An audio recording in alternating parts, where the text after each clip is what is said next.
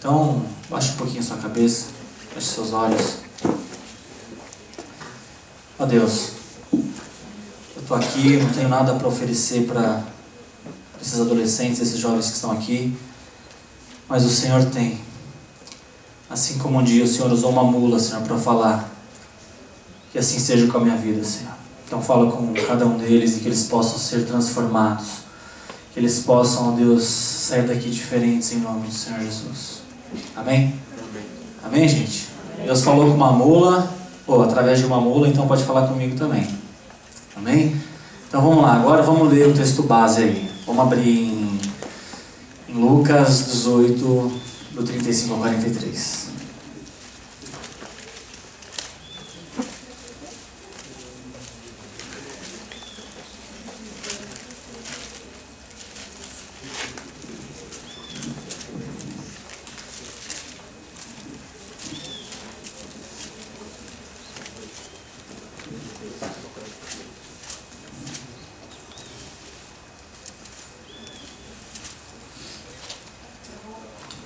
Acharam aí?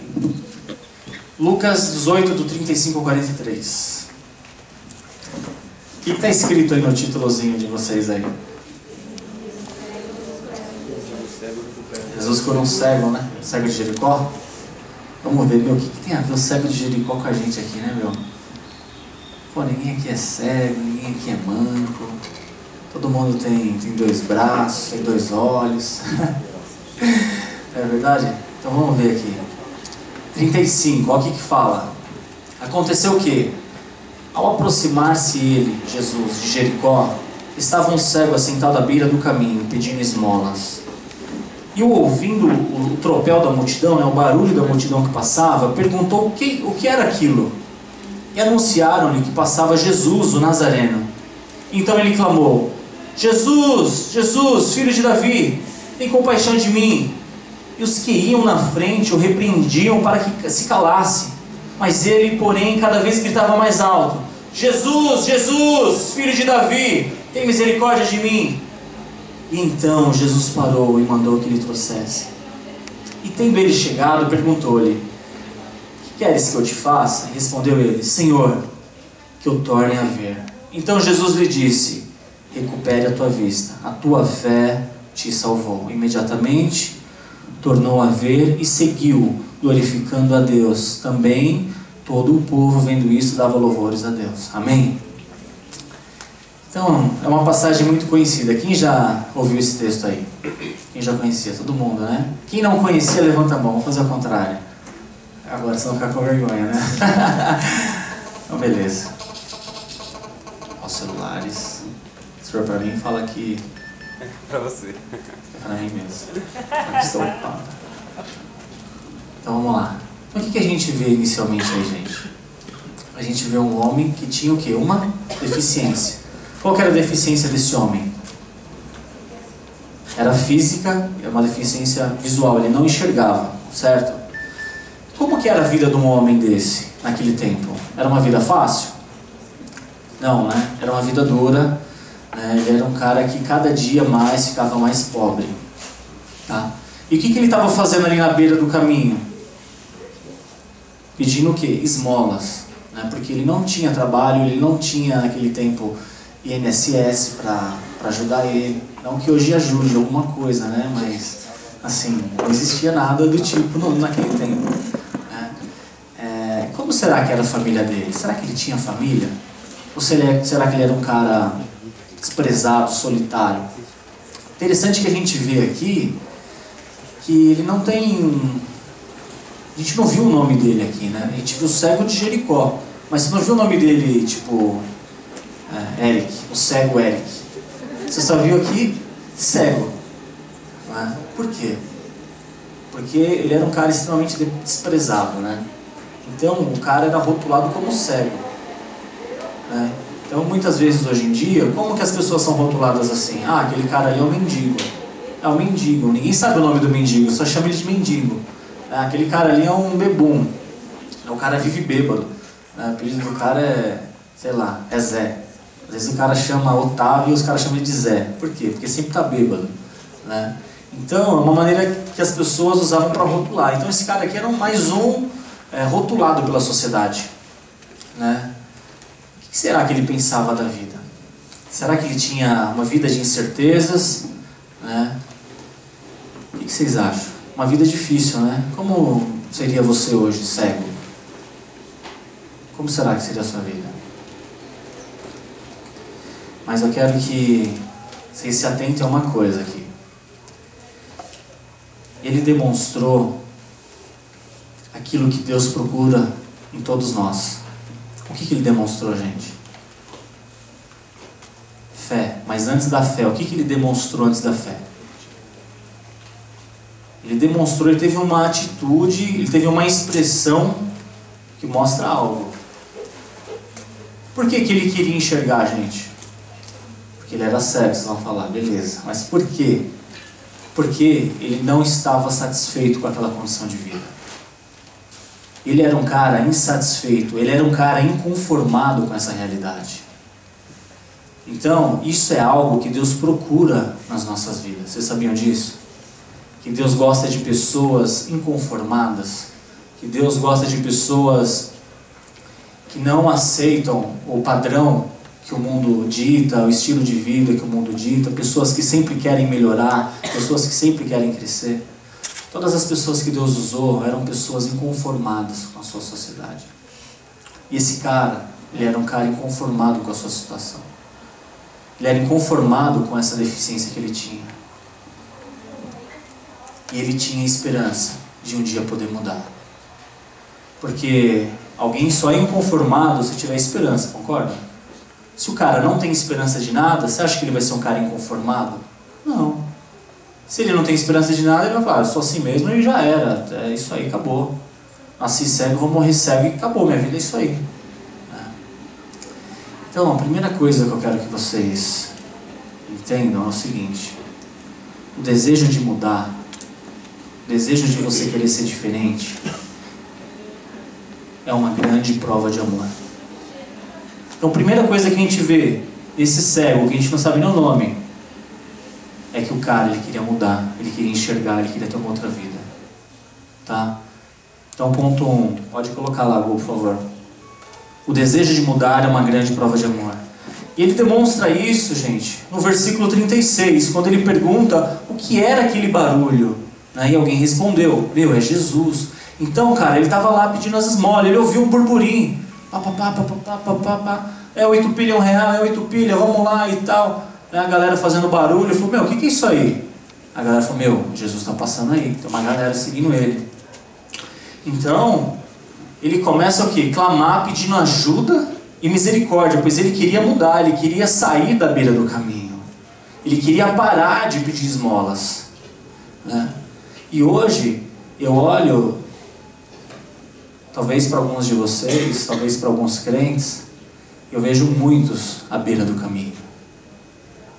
Eu vejo muita gente que está na beira, olhando Jesus passar e os crentes passarem, mas ele está aqui só observando, ele não está seguindo.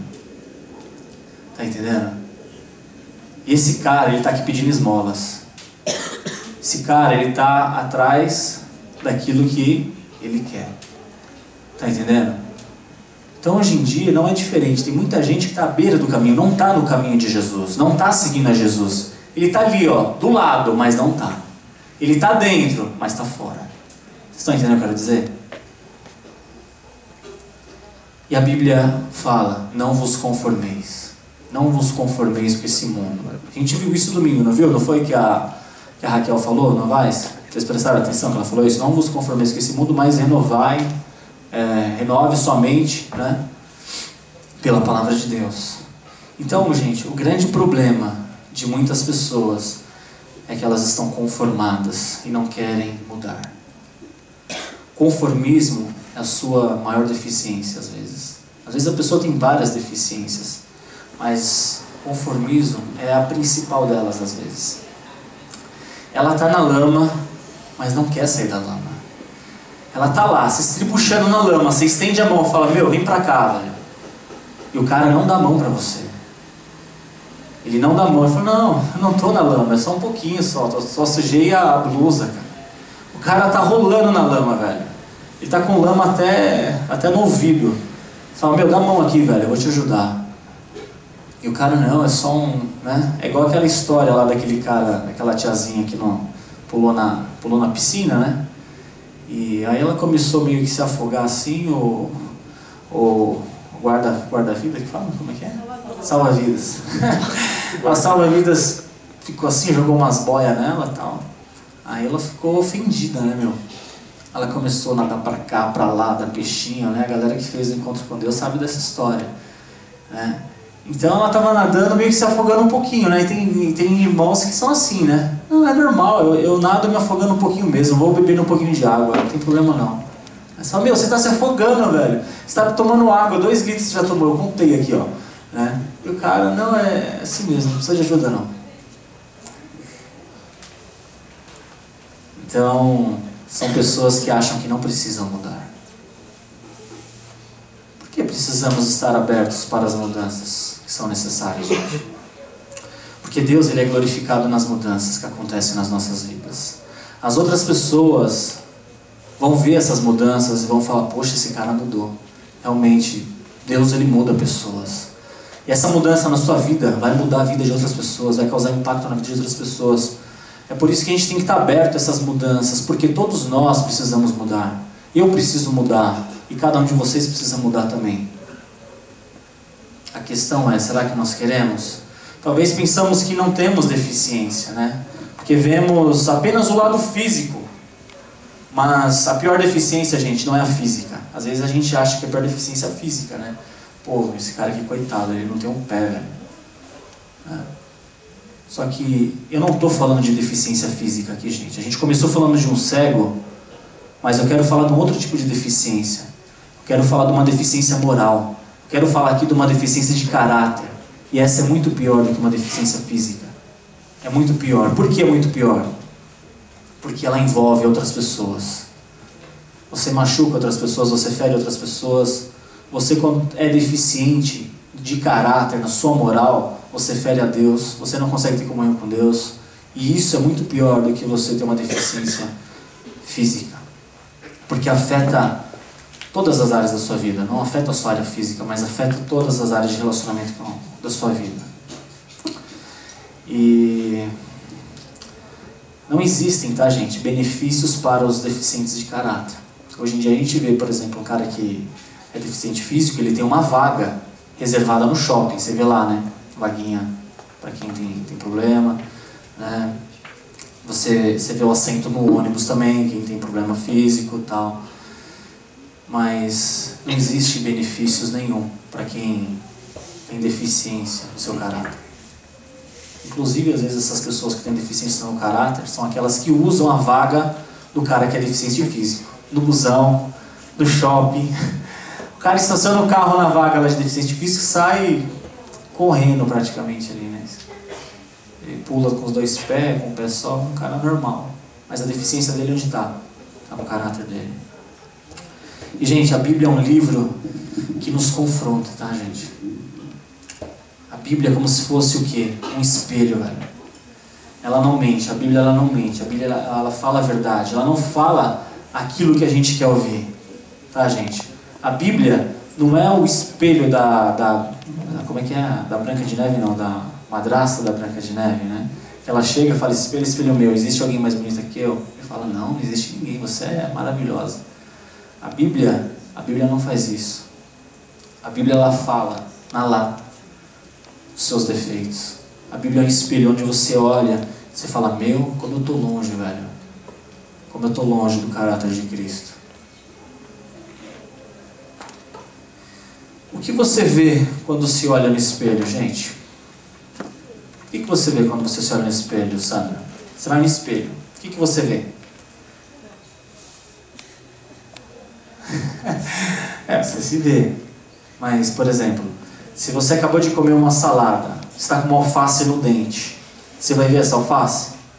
Vai ver. Então o Mateus aqui, ele está gripado, aí ele deixou o bigode crescer, né? Cadê o negão? Pegar o negão, cadê o negão? Olha o negão lá. Ele tá com aquele bigodão bonito lá, aquela barba. Então ele tá gripado. Então ele pega e dá um espirro. Aí fica uma meleca aqui assim no bigode. Então, a hora que ele vai no espelho, o que ele vai ver? Ele vai ver a meleca, a sujeira. Então o espelho ele serve para o quê? Mostrar os nossos falhas, os nossos defeitos. E a Bíblia é esse espelho do nosso caráter.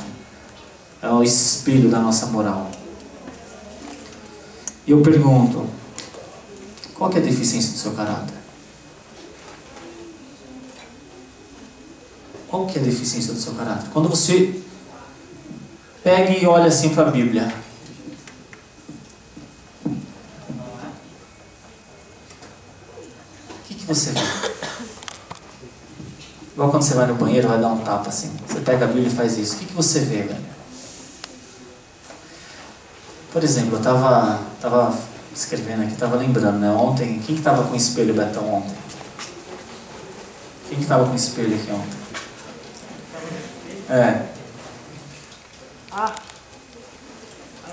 A Mandinha. Mandinha, os caras cantando aqui, tocando, e ela lá no espelho. Cadê ela? E ela E lá, se maquiando, tal. Por que as mulheres fazem isso? Por que vocês fazem isso? Pra o quê? Ficar bacana, ficar bonita, tal. Agora, uma pergunta. Quando uma pessoa se acha feia, ela fica se olhando no espelho toda hora? Não, né? Agora, você pode reparar que as mulheres, assim, quando são mais vaidosas, assim, elas toda hora estão no espelho. Quando elas se acham bonitas, né? Não estou dizendo que estão. Quando elas se acham bonitas, elas estão toda hora no espelho. Não, porque assim, né? Quando ela se acha bonita, ela vai no espelho toda hora. Pô, deixa eu ver aqui como é que tá, né? Agora, e quando ela se acha feia? Porque às vezes ela é feia, mas é bonita, né? Às vezes ela se acha feia, mas é bonita. Às vezes ela se acha bonita e é feia, né? Mas isso é relativo, porque a beleza está nos olhos de quem vê, certo? Mas vamos lá, o foco não é esse, vamos voltar ao foco. Quando a pessoa ela se acha feia, ela não fica se olhando no espelho, certo? Será que é por isso que a gente não lê a Bíblia? Peguei forte aí, gente? Alô? Será que é por isso que a gente não lê a Bíblia? Porque quando a gente lê a Bíblia e vê, fala, meu, como eu sou um monstro, velho. Eu sou praticamente um jegue banguelo, né? Quando você olha assim. E aí você fala, meu, tô tão longe, velho, que eu nem vou ler mais. Será que é por isso que a gente às vezes não quer ler a Bíblia? Deixa eu falar uma coisa pra vocês, gente.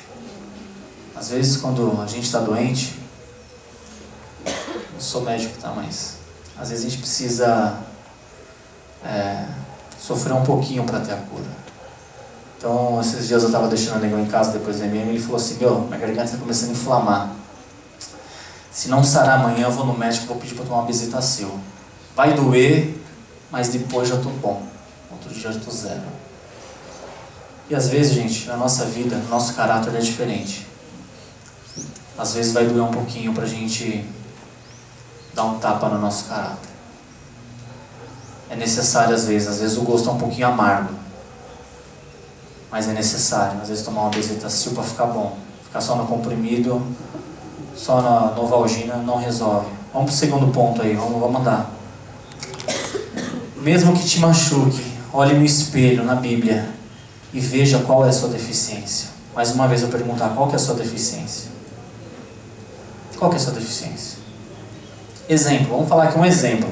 Às vezes você não está entendendo, estou falando aqui, você não está entendendo. Um exemplo. Inveja. Sua deficiência é uma inveja. Você tem um caráter invejoso. No seu caráter você é invejoso. Porque vocês sabem que existe uma diferença entre caráter e personalidade, né? Caráter, você não nasce com ele. O caráter, você forma ele ao longo da sua vida. E a personalidade é a junção de duas coisas, temperamento e caráter. Ok? Então, personalidade é a junção de duas coisas. O temperamento, você nasce com ele. Você nasce com ele. Agora, o caráter não. O caráter você molda. O caráter diz respeito às suas atitudes em virtude de algumas coisas. Por exemplo, pisei no pé da Sandra. Ela pode ter o temperamento nervoso, colérico. Mas se ela tiver um bom caráter, ela vai falar, não, fica tranquilo, não foi nada. Agora, se ela tem um mau caráter, ela vai pegar e vai dar um chute na minha canela. Vocês estão entendendo? Então, é isso. Ela tem um temperamento colérico, ela é nervosa. Só que se ela tem um bom caráter, um caráter que ela foi cuidando ao longo da sua vida, eu vou pisar no pé dela, ela vai ficar de boa. Agora, se ela tem um mau caráter, eu vou pisar no pé dela, ela vai me dar um rodo aqui. Vocês estão entendendo? Essa é a diferença. Então, o temperamento a gente nasce, o caráter a gente molda. Então, gente, o invejoso, vamos falar do invejoso. O invejoso não quer apenas o que você tem. Ele quer que você não tenha o que você tem. O invejoso é isso. Às vezes a gente acha que o invejoso ele só quer aquilo que você tem. Mas além dele querer aquilo que você tem, ele quer que você não tenha aquilo que você tem. Está entendendo? Então, por exemplo, Fininho tem um violão. Eu falo, pô, quero o violão do Fininho. Igual do Fininho. Eu compro igual dele. Mas eu comprei igual dele, mas eu tenho e ele também tem. Então, se eu sou um cara invejoso, eu vou querer que o dele quebra. Está entendendo? Tomara que quebre o braço do violão dele. Né? Então, gente, esse é um exemplo. Por exemplo, já ouviram a historinha da cobra e do vagalume? Já ouviram essa historinha? Então, é uma historinha mais ou menos assim. A cobra viu um vagalume, aí você correndo atrás dele. O vagalume fugindo, tal. Aí ela pegou e jogou ele num canto, assim, num beco sem saída e ia comer ele. Aí ele falou, peraí, cobra, por que você quer me comer? Deixa eu fazer uma perguntinha, eu fiz alguma coisa pra você? Ela falou, não. Eu sou da sua... Como é que fala quando é? Cadeia alimentar? Ela falou, não. Então por que você quer me comer? Aí ela falou assim, é porque o seu brilho me incomoda. Então é uma historinha, né, que fala um pouquinho sobre a inveja. Então a cobra tinha inveja do vagalume. Né? Então, um outro exemplo. Qual que é o seu sentimento quando você vê o seu amigo? Vamos pegar os meninos aqui. Você vê o seu amigo, o Eric. Você vê um amigo seu que é mais feio do que você, ganha menos do que você, tem menos inteligente do que você, cara, não tem nada. Mas ele está namorando uma mina, cara, que é modelo. Qual o seu sentimento? Você vai ficar feliz por ele? Você vai falar, meu Deus do céu, que desperdício, velho. Olha esse cara com essa mina, é um negócio gritante. Isso é uma aberração da natureza. As meninas a mesma coisa. As meninas, vocês, eu sou muito mais bonita que essa menina, velho. Pô, eu tô fazendo faculdade, eu sei falar inglês. Poxa, eu sou descolado, eu sei um monte de coisa. O cara tá namorando com essa menina que não sabe nada de nada. Olha as unhas dela, olha o cabelo, meu. Pô, qual que é o seu sentimento quando você se depara com uma cena dessa assim? Você vai ficar feliz por a sua amiga estar com um cara bacana, né? Ou o seu amigo estar com uma mina bacana, ou você vai ficar assim mordido? Nossa, que coisa horrorosa. Cena mais bizarra que eu vi na minha vida, esses dois aqui. Ela devia estar comigo.